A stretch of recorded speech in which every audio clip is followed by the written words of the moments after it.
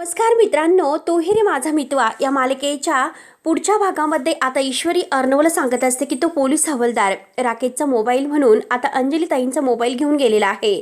त्यामुळे आपल्या घरामध्ये एक आता मोबाईल बाकी आहे, एक असा एक्स्ट्रा सिम कार्ड सुद्धा पडून आहे. मग तुम्ही मात्र आता एक पूजा चालू झाल्यानंतर त्या सिम कार्ड वरून राकेशच्या मोबाईलवरती फोन करायचा. नेहमीची जी रिंगटोन आहे ना, तर ती ऐकून मात्र त्याने जर तो फोन कॉल उचलला तो मात्र तिकडेच पकडला जाईल, कारण त्याची जुनी जी काही आता फोन ही रिंगटोन आहे त्याला समजेल आणि तो लगेच फोन उचलायला जाईल.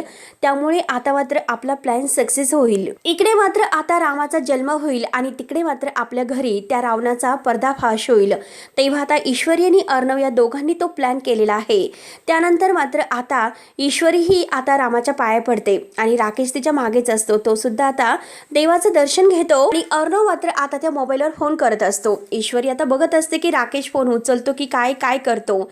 नक्की आता राकेश हा फोन उचलेल का आणि अर्णव ईश्वरीचा प्लॅन सक्सेस होईल का आणि ह्या रावणाचा जो काही पर्दाफाश आहे तर तो होईल का, हे बघण्यासाठी आपल्या चॅनलला नक्की सबस्क्राईब करत रहा.